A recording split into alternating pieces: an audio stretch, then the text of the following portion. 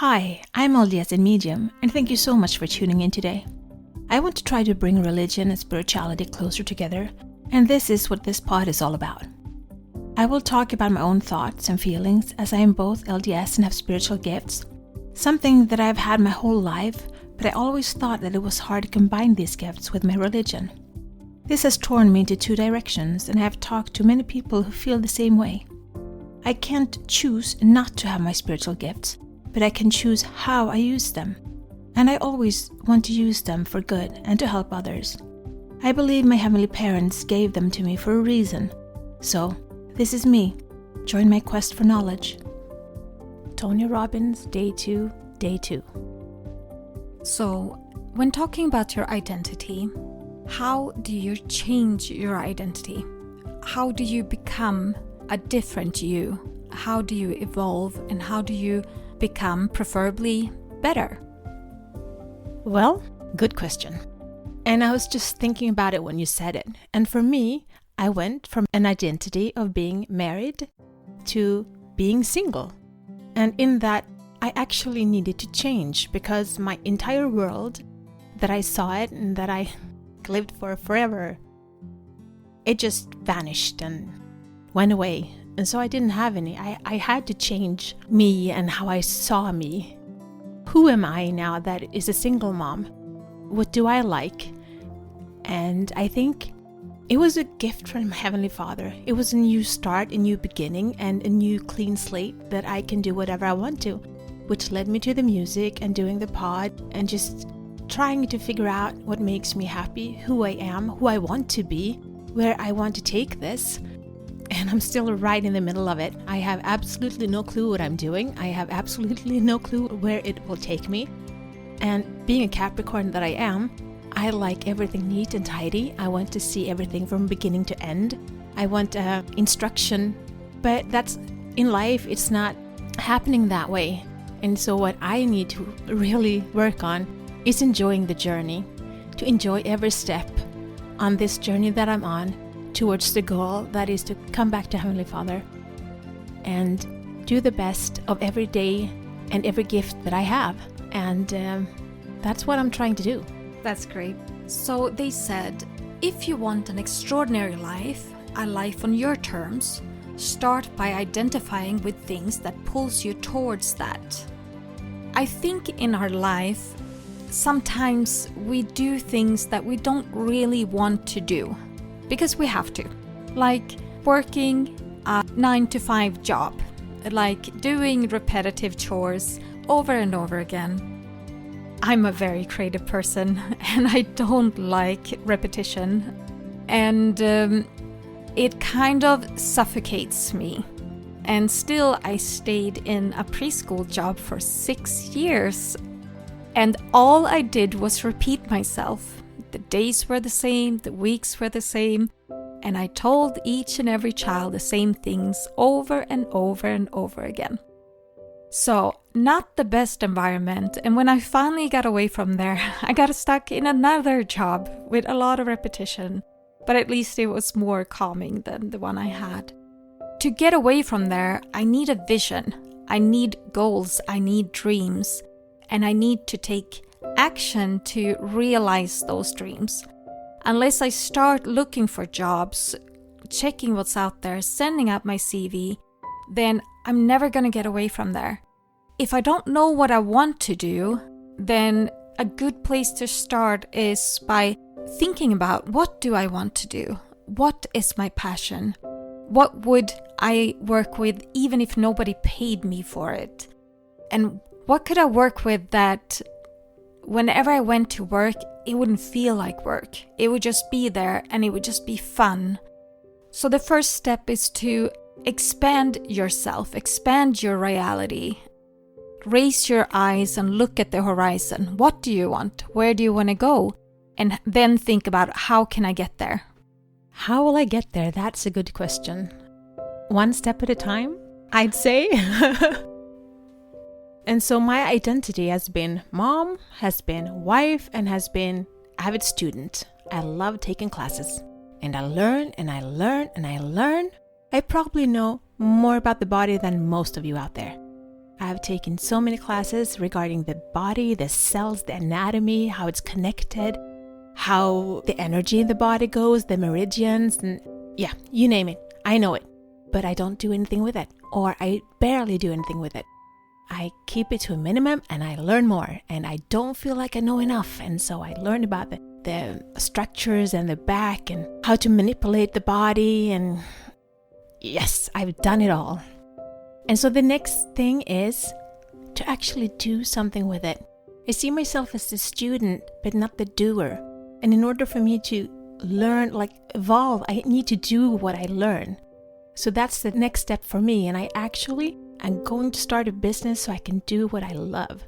On the side, sure, of course, because I still need a paycheck and I still need my job. But I need to start doing what I've learned so much. And to get there, I need to get in the right state. So how do you get in the right state? Well, I've been to some assemblies and they're like, whoa, and they stand up and they scream and they clap their hands. And the Tony Robbins was not an exception. It was that. Stand up, scream, clap your hands, be in good state and powerful, whoa, whoa, whoa. And that's not me. I'm the person that sits down in the corner and just like, what are they doing? Because I'm the introvert. I mean, I like being alone. I like being with me. I like reading books. I like comfort time and just being quiet and energy, woo, zen, meditation. That's me. And to stand up and scream and jump up and down and clap my hands, that's not me. And so I'm always uncomfortable doing these things. And in this challenge, they're like, are you going full out? And I was like, no, I'm not. I'm sitting here. I'm watching you. But hi, thanks for being a part of this. And then they started talking about it. And what they said was, to change your energy, you change your state. Again, if you change your energy, you change your state. And I was thinking about that. And it's like, yeah, that's true. So can I do this in my way without looking weird? So I stood up and I did some moving and dancing a little bit. And yeah, I clapped my hands and yeah, I started shouting too. But I could feel the energy and the state that I was in that changed my body. And so it's interesting that they've realized that quickest way to change your body state is to change the energy. And to do that, you need energy. And movement is the fastest way to change your energy. Also, you can do it by using your voice. If you want to feel happy, stand up, do a little shake, do a little jiggle and go woohoo! If you're doing something that feels really hard, I do this with my children all the time, and they say, I really hate math. And I said, that's not a way to learn. You have to think about it differently. You have to change the way you're thinking. You have to think, I love math. Because otherwise, your brain is going to be blocked to begin with, and you're not going to learn, and it's going to be so much harder for you. But if you change your state, and you look at it with different eyes, more with happiness, and then you take action. You stop thinking negatively about math, you start thinking positive, and you do the assignment, and then you reward yourself afterwards. It's like, yay, ooh, I did a good job, you know. We reward people all the time when we clap. It's like, yeah, I really enjoyed that, and a lot of us did, so we're clapping for you, cheering for you. In games, basketball, soccer, in competitions, you can either support your team or you can boo the opposite team. I always prefer to support the team that I went there to watch and not boo the opposite team, unless they did something really bad and fouled or hurt somebody. But I always prefer to cheer on rather than putting people down. And that's something that I always thought, you don't need to put people down to feel that you're up there. I'd prefer to lift people up. And if you don't want to change and jump up and down and scream and shout and wave your hands, then you can always change your stance. Like roll your shoulder back, stand a little bit wider. They have seen through psychology that some sort of postures actually changes your body physiology. So it lowers your heart rate, reduces the stress in the body, and only like 2 minutes of the power stances can change and calm down your body system. And so if you don't want to jump up and down, you can change your state of mind by changing the posture and getting into a power stance instead. Yeah, look at Superman and all those big heroes. You can see that they roll back your shoulders and chest forward and just they stand in their power. Yeah, my sister says Wonder Woman. Yeah, we need a good, powerful female role model out there. But hey, you got me. I'm just kidding. It's so fun having my sister here. I need to joke a little bit because I've been so tired, so drained. So I'm trying to get all peppy and happy here for this pod. And since I've been awake since 4 a.m. this morning, I'm about to really fall asleep any minute. So that's why I'm a little bit giddy, and I get that way when I'm really tired. So for me, in order to get where I need to go, I need to make a way to get there, which means I need to work through this fog of tiredness in my brain. And I need to focus, even if it's for a short period of time.